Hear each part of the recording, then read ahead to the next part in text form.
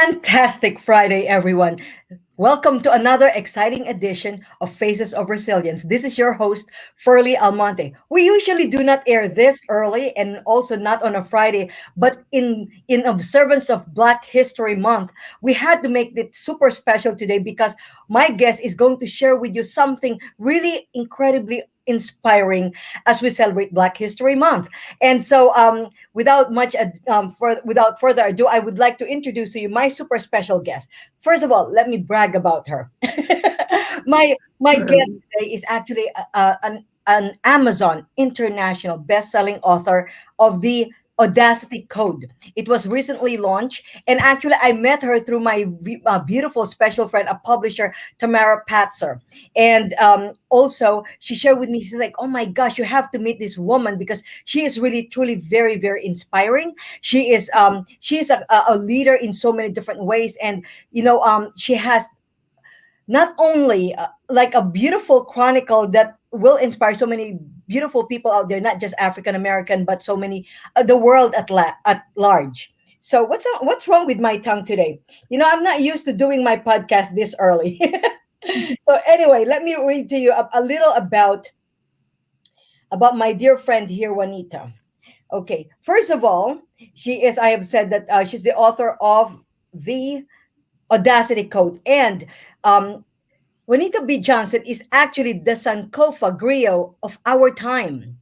Her attraction to the concept of positive audacity began in childhood as she listened to the fascinating dinner table stories, which featured the achievements of African American luminaries, change agents, and historical personalities. She's one of those change agents, and those stories continue to serve as her North Star of fearlessness. Juanita is an honored graduate of Dillard University and holds an MBA from the Ohio State University. Currently, she facilitates the Sankofa Chronicles, a web-based edutainment platform which instills pride and confidence in children through its focus, character building African American history and culture. Welcome, welcome, welcome to Faces of Resilience, Juanita. Good morning. Hi, Shirley. How are you? I said, as I've said, he's like, oh my gosh, what's wrong with my tongue? Why I'm not able to say, articulate as well? It's Friday, it's morning, and as I've said, you are super special because it's still Black History Month, and we should really be celebrating, Black history regardless of whatever month it is. Quite frankly, so. First of all, I would love to first learn more about you and your backstory as to what inspired you to write the Audacity Code and also be part of your many other exciting projects. Well, I think the inspiration came from I do public programs and I do programs at school, but I can only reach with so many people, the people who are in the audience at that particular time. So to reach a larger audience, I felt that I needed to put something in writing, and also what's in writing stays around.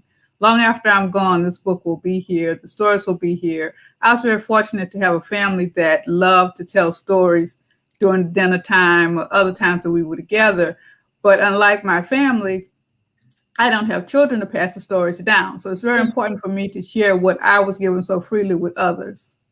Oh, I see. Now, would you say, as an African American woman, did you have any struggles growing up that you felt actually contributed to your audacity?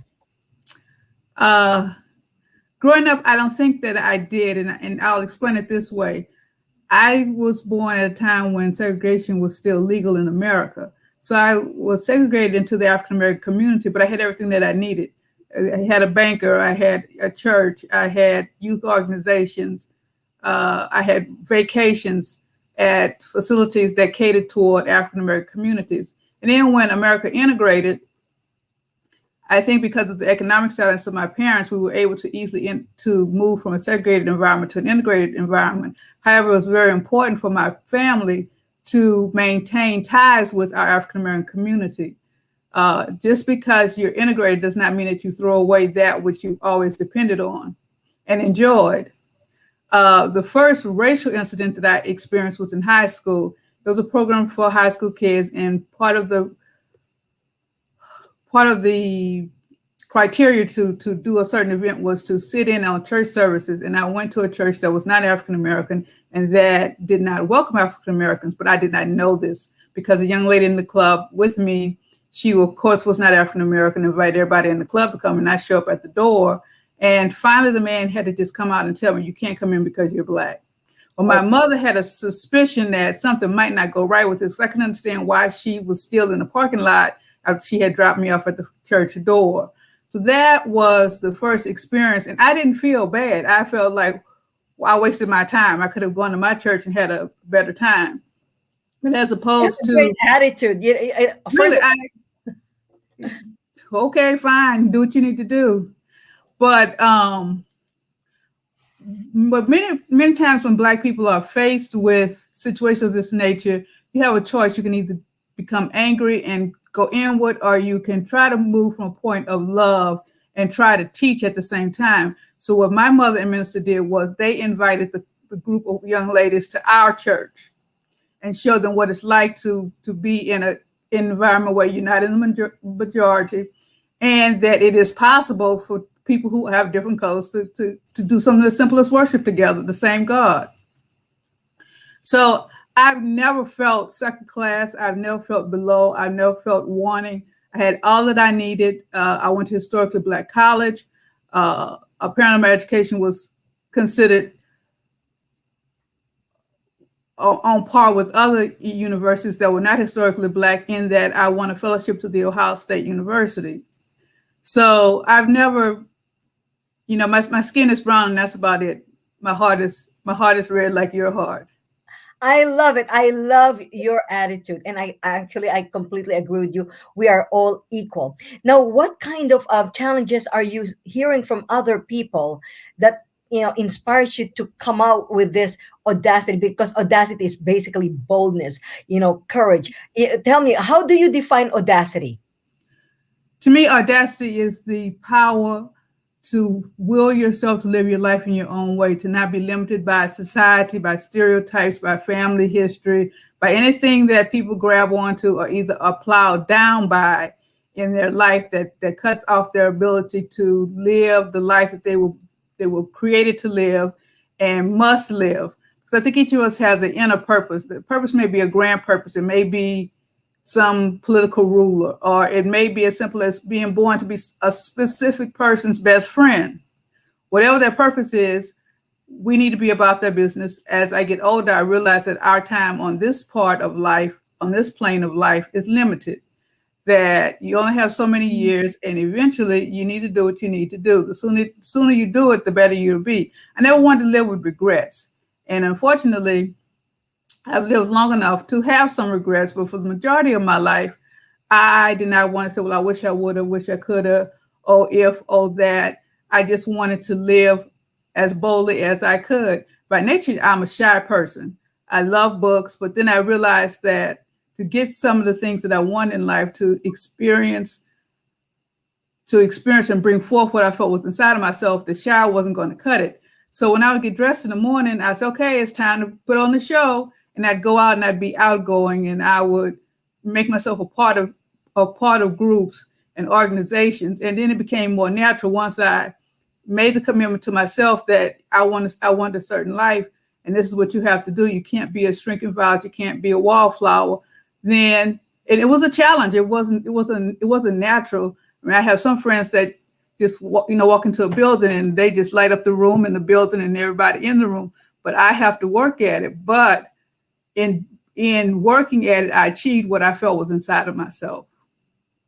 Wow. I first of all love how your attitude, I love your audacity, I love your definition of audacity. As a matter of fact, I actually had inspirational t-shirts that I was marketing, I believe 5 years ago. And one of them actually says audacity breeds prosperity.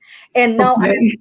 and also I've added audacity breeds legacy. Yeah. That's exactly what it is that you do. And that is so beautiful. What is your book about?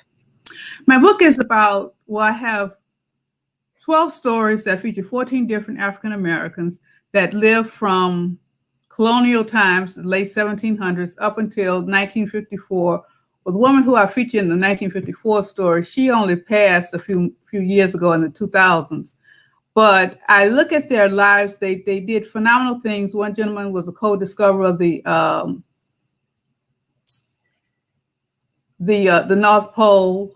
Another woman was born enslaved, lived the majority of life as an enslaved person, but she was audacious enough to take her owner to court and sue for her freedom. She won. Not only did she win, she set a precedence historically that slavery would no longer be allowed in the state of Massachusetts. So that's pretty bold. Yes, it is. I could not even imagine being owned by a person Right. that you have to sue for your freedom. I don't know if you have seen in America. Oh, Britain's Got Talent, I think. When Yes. did you see that one? It was just very, very funny because he said like we live in a very different world right now because he actually got the golden buzzer. I can't remember his name, Right. Right. right? And then I he said that remember. if this was 200 years ago, whatever, maybe 2-3 decades ago, this Hmm. would be an auction. And I thought Correct. it was very funny because people who'd never lived it would not understand. But I said like, oh my goodness, we've come a long way. And one of the things, by the way, that you have mentioned also to me is that in your book you said you celebrated people that because people only know of Martin Luther King, Malcolm X, Rosa Parks, and these are the people just like what you're mentioning to me that you are celebrating because they're almost like a best kept secret, right? So Correct. who else have you featured there? You said somebody who's I cannot even believe that the North Pole, like somebody who actually part of the discovery of North Pole, a lady who actually sued for her freedom, and what else? There's a gentleman who was considered the godfather of the Tuskegee Airmen. The Tuskegee Airmen were the black pilots who served as escort pilots during World War II. But long before World War II even germinated, there was a gentleman who grew up wanting to be a pilot. Now, he grew up in the early 1900s before he was a college graduate by the time the 1920s rolled around. And he saw the airline industry as a vehicle to put a punch into segregation. That he saw that the air was free. It wasn't white. It wasn't black. It was just the air. And so I chronologue his struggle to become a pilot. He went to Tuskegee University as a undergrad, took auto mechanics, which is very similar to aero mechanics, because at that time the airline industries were just starting. But he went north. Thought his chances would be better, or his ability to learn to become a pilot would be greater in the north. And he basically ran into the same level of racial prejudice that he ran into America. But of course, when you're committed to something, uh, doors began to open for him. He learned how to be a pilot. There were enough African Americans interested that he went out and personally recruited a complete class, including women, to learn how to become pilots at the number one aero school at that time, which was in Chicago, Illinois. So he, as a proud graduate, you want your school to continue and prosper and be on the cutting edge. He worked for years behind the scene trying to convince Tuskegee to add a aerospace program to its offering. By this time, America was getting ready to, well, not America, but the world was going into World War One. And he ended up going over to Ethiopia and commanding their air force. That's awesome. So, On a second, we don't want to give away the whole book because we want people to buy your book. So that was just a little glimpse of what you. because his story still continues. Yeah, That was just a glimpse. and there's so many different stories, very inspiring stories of how people were able to overcome their limitations and their restrictions to be able to become legendary and iconic. And that Yeah. is because they have audacity in them. And so, as I was at, we invite you to actually buy the book of Juanita B. Johnson, The Audacity Code, on Amazon. Yes, Yes. yes. Is it Please available enjoy. on Kindle as well? It's on Kindle. It's on sale on Kindle at the moment. You can also buy it on Audacity. And if you'd like an autographed copy, you can go to my website, Juanita B. Johnson, .com, and you'll get an autographed copy. So you Oh, have three different ways that you can go. that would be so awesome. First of all, Juanita, you also spoke about being the facilitator of the Sankofa Chronicles. Would you like to talk about that? Yes, I think that it's very important that we teach children whatever it is in life that we find important. I realize as an adult that many of the attitudes I have, the activities that I undertake, that these attitudes and activities were formed as a young person. And so I think it's important to teach children. And unfortunately, when it comes to Black history, many Black Americans, along with non-Black Americans, have a very limited view of what Black history is about or really who they are about. They tend to have the narrative of just only a few people are exceptional. You are less than, not considered equal, even after the Civil Rights Acts of the 1960s. There still is a dearth of information of positive audacity in this community. So I know that when I would be excited about something as a child and come home and tell my parents, I think sometimes I had the ability to teach them a few things, just like they had the ability to teach me a lot of things. So if I go after the children, I think that I can hit two audiences as one, the child and also their parent or guardian.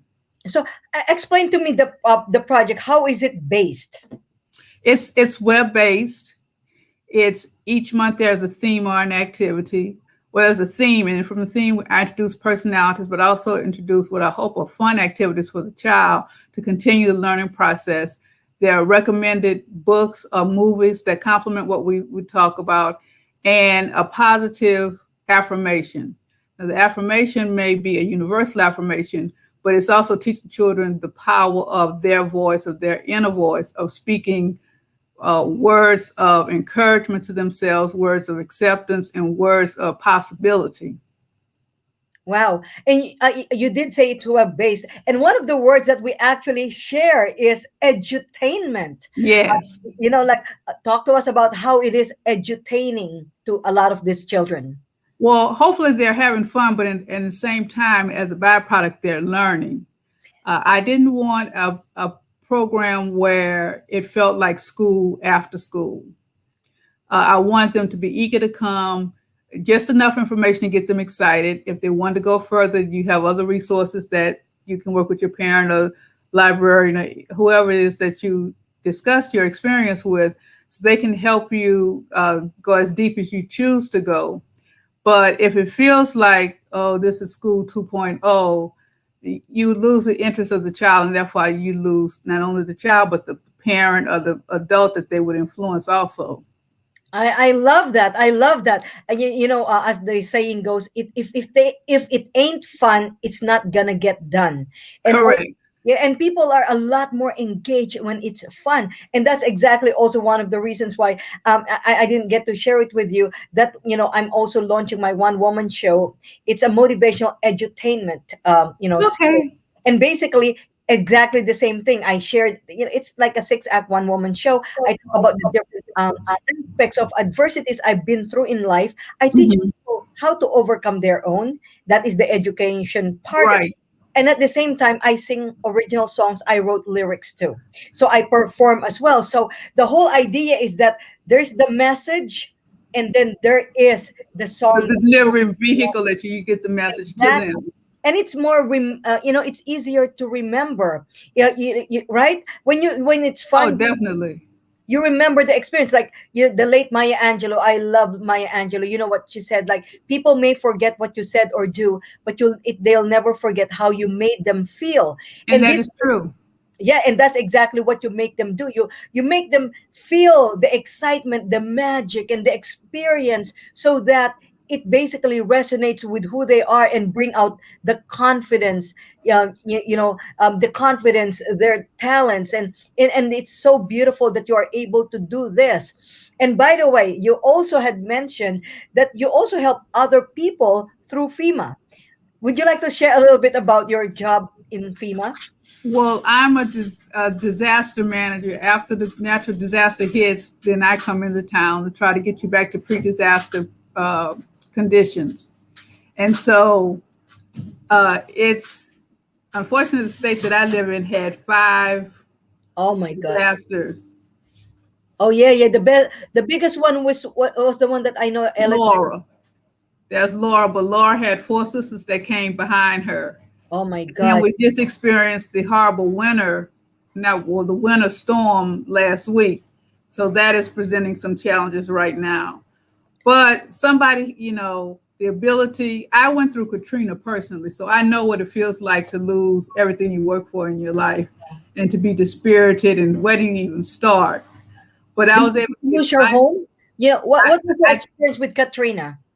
I had lived on the East Coast and then I moved back to Louisiana. And the weekend I was to put some things in the storage was the weekend that Katrina happened. And so it was needed to have a storage because I lost everything in Katrina. Oh my.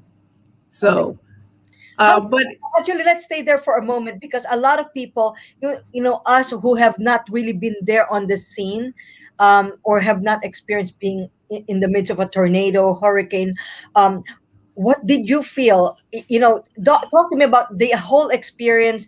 You know, what was going through your mind and what were you feeling? well, at first I felt shock. I felt nothing because that's the way that I deal with adversity is to feel nothing. But then when the shock began to wear off, I felt like, how could this possibly happen? That I had checked all the boxes, done all the things that I was supposed to do. And here I am 20 years after being in my career, basically starting all over, only having a few pieces of clothing to put on, uh, and I didn't have as many possessions that were lost, but the possessions that I had were very dear to me. They were one of a kind. I lost, of course, photographs. I lost my book collection. I lost just things that I had worked very hard to acquire, as a young 20, 30 some year old person. And so, but then I realized, well, it's gone. There's nothing you can do about it. So we need to, pick up and get moving again. And that's what I've done. Were you Um, already with FEMA at that time, or no, that I wasn't. I wasn't. And what was I that re- part of your, you know, your evolution to becoming a FEMA managing director? um, I think what it gave me was it gave me the opportunity to take my mind off of what I'd lost and deal with what other people had lost. Because yes, my loss was personal and I felt it acutely. However, there are people who lost so much more than I lost. There are people who lost family members. Uh, Fun just the, how that the I love how you, first of all, I what I admire about you is your perspective. You always see things a little differently. You always see things in a very positive light. Like when you are hit hard, you see, you know, it could have been worse, and it how could God have. those families. So as a FEMA you know, director or manager, what do you do to help people when they go through disasters like that? I try to listen to people because I think that when you are in a position of stress, that you just want to be heard. Mhm. I may not be able to solve your problem, but at least I can hear your problem. And then I do what I can to help you navigate through the system to try to bring you back as close as I can to pre-disaster condition. I can't make you better than you were, but I will try my very best to get you back to where you were. I love your wisdom. And, you know, before we close the show, I would love for you to share with the audience the three best life lessons you can share with them so how they can live a life of audacity. Never doubt yourself, your ability to achieve what you'd like to achieve. If it's put in your heart, it's probably was put there for a purpose, for you to go after it. It may not be easy, it may not come as quickly as you think that it should come on your schedule, but go for what you want. The other thing is never hold grudges. It's gone, it's behind you. Learn the lesson if there's a lesson to be learned and move forward. And thirdly, leave a legacy for other people because someone needs your life experience who you may not know at this particular time, but they're going to be looking for a story, a picture, an artifact, uh, the history, your footprint, and they need to be able to follow your lead. Hopefully they will pass where you ended, but you can help them get to the point of passing you by leaving something for them. I love it. You know, first of all, as you are talking about this three amazing life lessons.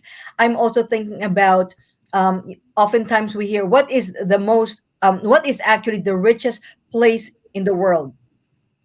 The cemetery, because Yeah. we put so many of our riches in there, our stories, our music. You've always wanted to write a book, you've always wanted to write a song, you've always wanted to do something. Dreams you get buried with you.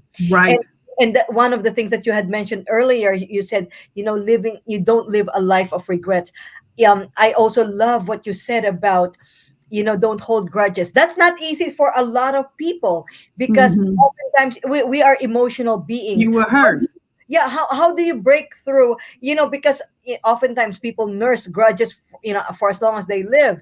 Yes, it does not help you move forward. But what if, when you have grudges, what do you how do you talk yourself out of holding on to it? Of holding on and just circling around the same issue, the same hurt or whatever. And you usually the person you hold a grudge with, they moved on. They've forgotten about what they did, or what sometimes they don't even know that they did something that deeply offended you. But we just don't have enough time to just keep circling around the same issue, the same feelings. You've got to move forward. Uh, Life is not perfect. It won't always be sunny days, but it won't always be rainy days either. Yeah, I love your attitude. Oftentimes they said, like, you have to learn to accept the apology you never received Right. for you to be able to move on. And it also reminded me of a beautiful quote, that I read, that says, holding on to anger is like holding on to a hot coal with the intention of throwing it at the person you're mad at, but you are hurting yourself a Self lot. right. You're burning your own hand. Yes, yes. And you may end up with a wound much worse than we have two wounds, the one that you're nursing and now the new wound. And that wound could lead even to another wound, because if the surgery isn't correct, doesn't go well to deal with the burn, you may find yourself still. So it's a spiral, but it's a negative spiral. And you just need to get out as quickly as you can. And you have the power to do that. It's not that it's not going to hurt. It's not that it's going to be easy, that you're going to fly through it, but it can be done. You have to always see the end, reaching the end. It can be done. I love listening to you, because even in my own story, I say to myself, forgiveness is something I give, because I give myself, because I Yes, would not give the power to that other person to keep hurting me. So, correct. gift yourself forgiveness, and Right. so you can carry on in life without baggage of anger or hurt or grudge. I love your wisdom. And for those children who may be shy, who may it by the way, your chronicle, is it open to also non African American to It's join? open to any child, because we're going to have interracial understanding, that even just class understanding. We have to talk to everybody. This is not a closed secret society. This is just information that is not widely shared. That's beautiful. And I hope that this show would actually open doors for it. Okay, if there's a child out there who would like to take part of this amazing interracial, multiracial, chronicle that you are, that the Sankofa Chronicle, Mhm. if they would like to be part of that. By the way, is there an age limit, or because you had mentioned children, can adults be a part of this as well? Volunteer, perhaps? If someone would like to volunteer, if they go to my website and just leave me a message, that would be helpful. But I want the children to feel that this is their space, that they have primary dominance, and that everything is geared toward them. That does not mean that adults can't participate, but it mainly is for children. However, I have a program on the 17th of March called the Sankofa Circle. That's going to be on Thursday the 17th at 6 p.m. Central Time, which would be 7 p.m. Eastern Time for adults. And if you sign up for that particular program, you get a free copy of the Audacity Code That's as, beautiful. as a So gift. how did okay, for that March 7th or March March 17th? 17th. March 17th. How do they register for that? Just go to my website again, JuanitaBJohnson.com. Okay. So make sure you put the B there. You Yes, yes, the B. JuanitaBJohnson.com. There's more than one Juanita more than one Juanita in life, and more than one on the internet. But mine's comes up at the top of the page as Juanita B. Johnson, Okay, and so that was my grandmother's name. So that B is important, also what does sentimentally it to stand me. for? Beatrice. Beatrice. Oh, I So as love a child, I was teased. It was my peers called it beet rice because it basically is beet rice, but it's Beatrice. that's so funny. So the kids are like very funny and very And very creative. creative. It's so funny actually. Even my daughter, her name is Brendolyn, and we relatives call her Brinny, but Okay. for some reason on first grade there's this boy that keeps calling her Brandy, and believe it, Brandy, and so believe it or not, that has now become her name. Her nickname, Brandy. Became, yeah, so now That's, her nickname is she became Brandy, and that boy in first uh-huh. grade was the one who baptized her with that name. Oh, And wow. I really loved it. You just And never know.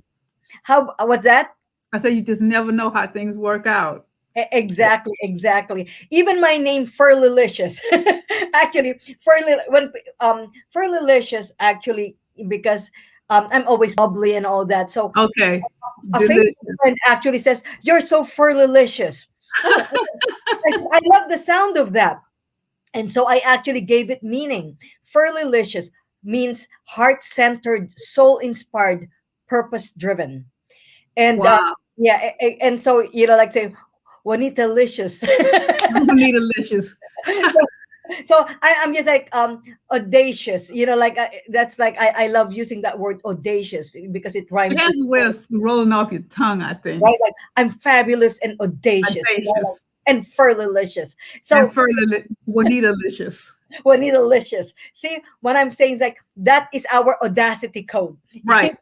Find that, obviously Juanita B. Johnson has found her audacity code. She helps so many children, not only African American children, find the confidence, unleash their talents and gifts to the world through her Sankofa Chronicles. So how about for children? When is your next event and how do they sign up? I know it's JuanitaBJohnson.com, but when is the next event for the children? The next event for the children will be in May. So there's a little waiting time because pre-COVID, I was in my planning, I was thinking spring breaks, kids, moving back and forth, and graduations, even middle school and upper elementary graduations. So I just put the date as May, as an early May date. Okay. So just, you have an Instagram and I working on the Instagram. okay, kids. Oh, you know, I know. for I us have a to little get bit to more there. streaming age Right.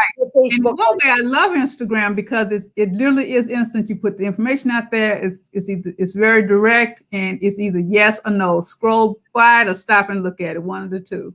That's so awesome because you know how it is with kids. They're all in Instagram. They think that the Facebook is for us a little bit more seasoned in age. You said it so much nicer than my great nieces would say it. I know, right? Sometimes our children will say, "Are there only going to be old people there, mom?" Like meaning like Oh, I know exactly what they meant. right, like, but anyway, hey, listen, I could not feel more fabulous than and audacious than I am at right now. So I celebrate that. I celebrate you, and I celebrate everything that you are all about. I hope that you get a copy of her Audacity Code. The Audacity Code by Juanita B. Johnson is available on Amazon. It's also available on Kindle. And if you would like to also take part of her Sankofa Chronicle as an adult on March 17th, you can log in on Juanita B. Johnson and take a part of it. And also plug in your kids. It does not matter what color, race you are. This is part of the education, our education to embrace one another as one, right? So Oh, definitely, because we yeah, are one, regardless if we can pretend that we're not, but we are one. yes. Any last words before we go? I just want to thank you so much, Miss Delicious, Delicious. But on a serious note, Black history is American history. That would not be an American the way that we know it if it were not for the sweat and tears of not only Black Americans but Native people who are native to this area, Hispanics. Everybody has a piece in the American story. And it's time that we begin to celebrate all the different pieces of the American quilt. My particular patch, it highlights African Americans, but there is someone out there listening now that can speak to another patch. And I encourage you to do what you can, however you choose to do it, just to get the message out of those who came before us. Because one day we will be, as Fearless Children says, those people who were, not those people who are anymore. Beautiful. I love it. I love it. I love it. You are so inspiring. I love your wisdom. I love your attitude. And most of all, I love the light that you bring into this world. So thank you so very much, Juanita B. Johnson. I hope that you'll get her book, The Audacity Code. Until next time, this is Furley Almonte, your host for Faces of Resilience. Always live with audacity. Okay, until then, bye bye. Thank you. Bye.